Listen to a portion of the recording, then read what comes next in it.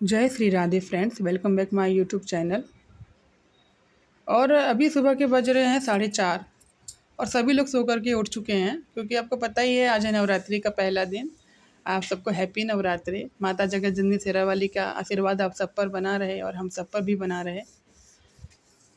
और धुलाई हो रही है घर की क्योंकि ऐसा होती नहीं है, कभी कहाँ हो पाती है फ्रेंड्स, नहीं हो पाती है ऐसे। त्योहारों में होती है, दिवाली के दिन होगी, नवरात्रों में होगी, होली के दिन होते, होली के दिन तो खैर घर इतना गंदा हो जाता है क्योंकि कलर वलर की वजह से होती है धुलाई वुलाई। लेकिन आज तो बहुत ही खास दिन है, हमारी माता आ रही हैं, सब सबके घर आती हैं, आशीर्वाद बनाए रखे। बस अपने मन में किसी के लिए कोई द्वेष, कोई पाप, कोई निष्ठा निष्ठा कुछ भी मत रखिए। जब भी कहीं भी जाइए, किसी भी जगह जाइए, बस ये सोच के जाइए हम जहाँ जिसके पास रहें उससे हमारा रिश्ता होना चाहिए। बाकी लोग कुछ भी कहें, कुछ भी करें, उससे कोई मतलब नहीं होना चाहिए। क्योंकि जब हम किसी को अपने घर बुलाते हैं फ्रेंड ना, जैसे माता हो, भगवान हो या इंसान हो, तो आप तभी बुलाइए जब आपकी क्षमता हो उनकी इज्जत करने की, उनको सम्मान देने की, उनके लिए कुछ कर गुजरने की। उससे कोई फ़ायदा नहीं है कि हम जवा भी उगा रहे हैं, हम सब कुछ कर रहे हैं और फिर बाद में हम पीठ पीछे किसी का कुछ गलत सोच रहे हैं किसी के लिए, तो फिर वो भी अच्छा नहीं होगा। किसी के लिए भी कह रही हूँ मैं, आप लोगों के लिए नहीं कह रही, सबके लिए कह रही हूँ, अपने लिए भी कह रही हूँ। मैं भी ये चीज़ फ़ॉलो कर रही हूँ, बहुत कर रही हूँ इस समय। मुझे ख़ास मतलब अब पड़ता भी नहीं है। और ये बना आज ये दूबी जो बो रहे हैं, जौ मैं लेकर के आई थी कल, क्योंकि जब मैंने अपने पिछला व्लॉग देखा होगा, मैंने बताया भी है कि स्कूटी हमारी अचानक से ख़राब हो गई थी।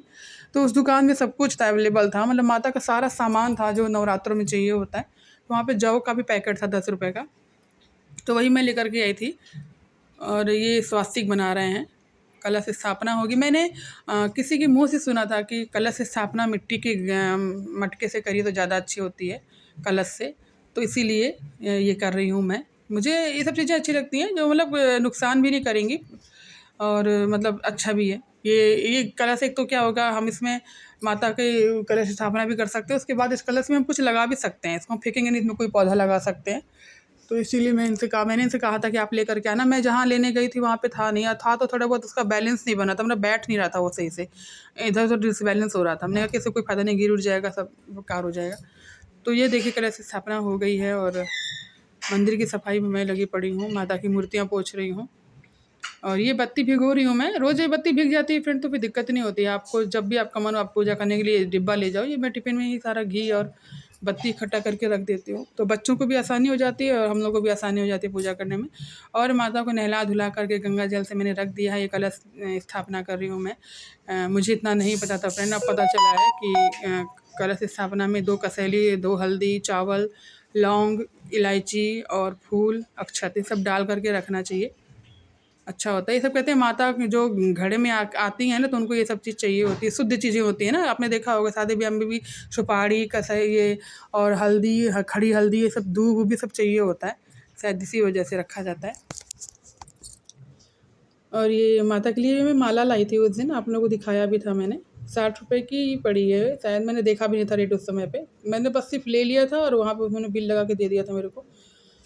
और मैं लेकर के आ गई थी अभी मैं ये श्रृंगार चढ़ा रही हूँ माता का। उस दिन लाई थी मैं चूड़ियाँ-वूड़ियाँ लाई थी, चूड़ियाँ माता के लिए, नेल पॉलिश लाई थी, महावर, सिंदूर और चूड़ी बिछिया था, तो बिछिया भी मैंने माता को चढ़ा दी है।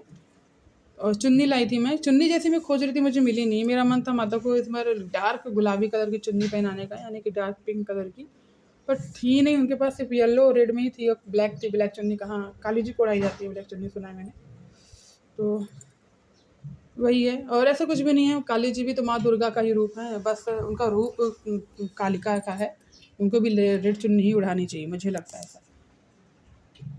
और ये देखिए हमारी माता रानी हो गई हैं पूर्ण तरीके से तैयार और ज्योति प्रज्वलित हो गई है। आप सब भी माँ दुर्गा का आशीर्वाद ले लीजिए। और ये अखंड ज्योति जला रही हूँ मैं फ्रेंड, 9 दिन जलती है, आप लोग को पता ही है। तो अभी ये आरती की तैयारी हो रही है। जो साड़ी आप देख रहे हैं ये मैंने मीशो से मंगाई थी ऑनलाइन, काफ़ी अच्छी साड़ी निकली है ये, पहनने में कंफर्टेबल थी, एकदम हल्की सी। और आरती हो रही है, माँ दुर्गा की आरती और कान्हा जी की आरती हो रही है। अभी आज मैंने पाठ नहीं शुरू किया था। ये कलश स्थापना हो रही है मंदिर में, ये वहाँ का वीडियो है। सभी लोग आए हुए थे। ये पंडित जी हैं जो आपको दिख रहा है वहाँ खड़े हैं, और ये श्रृंगार चढ़ाने के लिए उन्हें किसी से कहा है, तो एक भाभी हैं वो उठ के उनको श्रृंगार चढ़ा रही थी माता को। तो वही है, यूँ तो कहा जाए तो वहम है, मुझे लगता है ऐसा। तो मिलते हैं अगले व्लॉग में। सेकंड नवरात्रि का भी व्लॉग आप तक ज़रूर पहुँचेगा। तो और ये आ गई हैं वहाँ से श्रृंगार चढ़ा करके।